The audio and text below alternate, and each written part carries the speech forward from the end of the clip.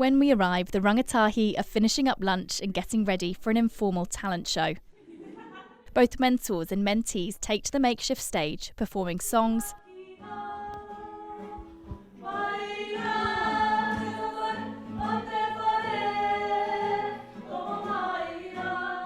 dances, poetry. She whispered in my ear, there's only so many hourglasses left of this place. Ice cream, connections, music, whale rider.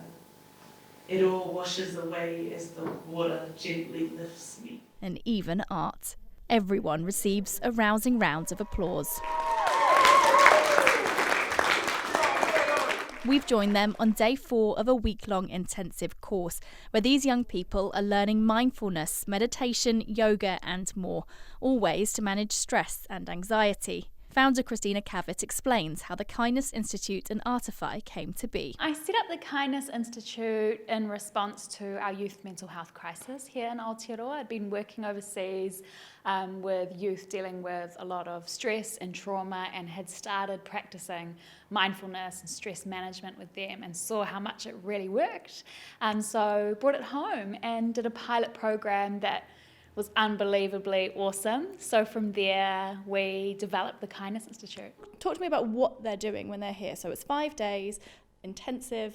So our kaupapa is based around Te Whare Tapawhā framework. So we are supporting rangatahi to improve their overall hauora and their sense of well-being, because we recognise that this is something that a lot of our young people are missing out on the education system and at home as well. We're not teaching our kids how to deal with life when things get tough, which I think is the most important lesson we can learn, is how to deal with challenges.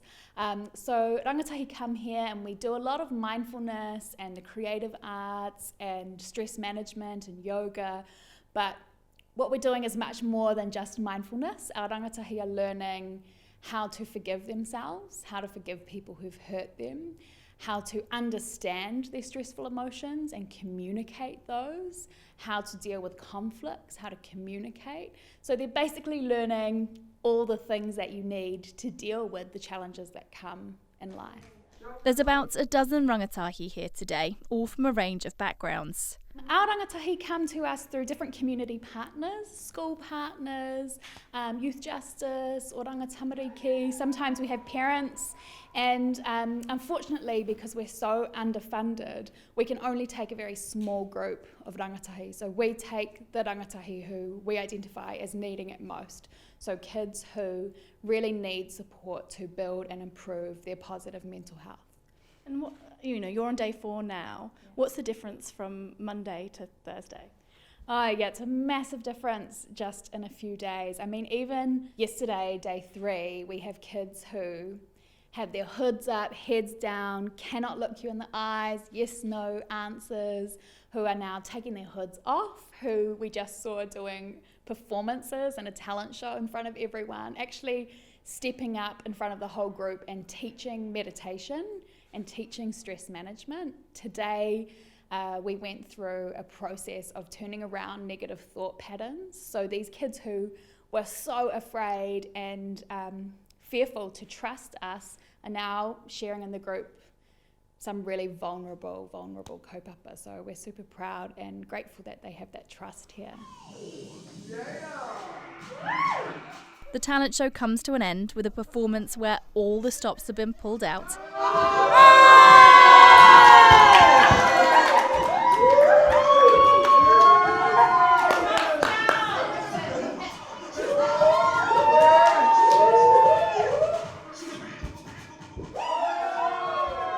And they move into a moment of calm. Everyone's sitting up straight in a comfortable position, relaxing the hands and shoulders and gently closing down the eyes or gazing down at one spot on the ground.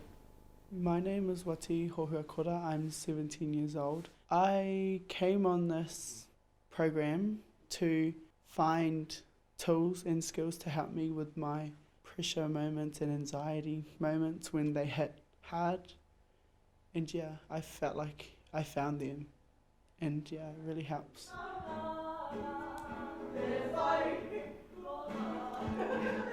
Witi says being in a supportive environment, which was so obviously on display during the talent show, has changed her mindset.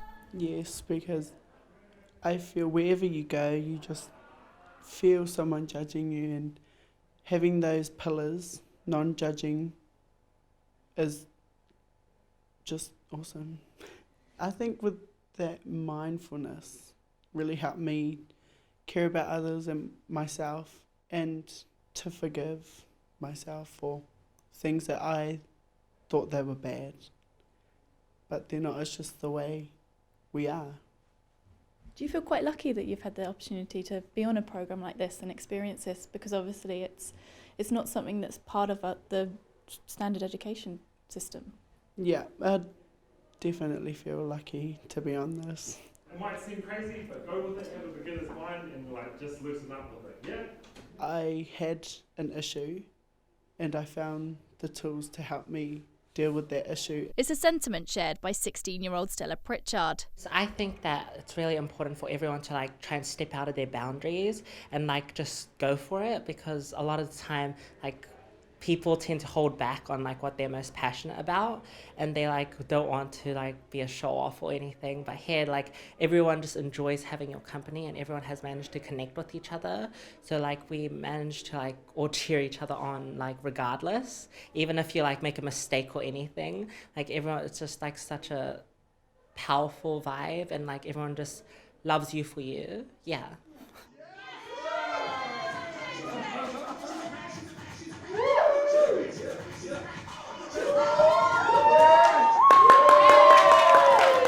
One of the biggest takeaways is probably what the mentors teach you, because they not only teach you career goals and all of these, they teach you a lot of life lesson goals, and the mistakes that they've been through, they'll try and tell you that how to combat that, and that mistakes are mistakes and you can always learn from it, and failure is just a part of learning. Not only are the rangatahi learning tools and skills to manage their own mental well-being, they also learn how to pass those skills on to others. A really important part of our kaupapa is the tukuiho idea, where we're training the trainer. So we're not training students, we're training teachers, because we see that we have to step up, no one else is. So we have a responsibility, once we learn these tools of dealing with our challenges, to be able to share them with our community. So every day our rangatahi are learning tools for themselves first, then they learn how to teach and share their peers, and then their mahi kāinga, their homework, is to go and teach their whānau in their community. Christine Russell's gone through the programme herself, and now at 17 years old is training to be a mentor.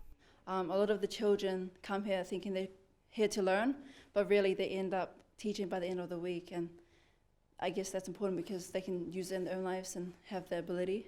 Yeah, a lot of the tools here, when you see the children first come, they're quite anxious and scared, and when you watch them learn about this stuff, they're so engaged, and you can see that their breathing starts coming down, and you see them speaking up more, and I guess that's just one thing that's not as talked about. Stella believes the fact they are encouraged to share what they learn is a powerful concept.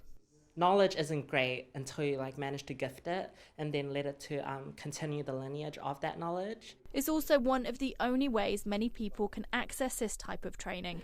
Christina says funding the programme is a constant struggle. You know, we're so lucky that 100% of our young people from Atawhai report a reduction in stress, which is huge. But still, even though what we're doing is really working, we can't secure the funding to make it sustainable.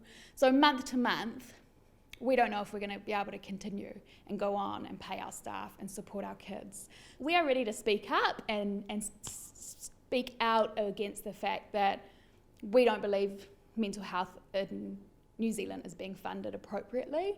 We're really looking at what's happening with this wellbeing budget, how organisations like ours that are evidence-based and working can be funded to make this change that the country needs to get behind. We need to be investing in the mental health of our young people. So I would like to see it being used across mental health and resilience education and training, and that needs to be on a nationwide scale. Mentor and training Christine would like to see programmes like Atawhai receive funding. It's just as important as our physical health, going to the doctor, getting treated. You know, it's just as important to go see a therapist or counsellor. I used to copy homework from my bro's books. The real ones never said, don't look. Currently, no one knows whether the Kindness Institute in Atawhai will benefit from the government's funding announcements. In the meantime, perhaps we should all try and live by the words of Wati. To be kind to yourself and to others, because you don't know what they're going through. For First Up, I'm Lydia Batham.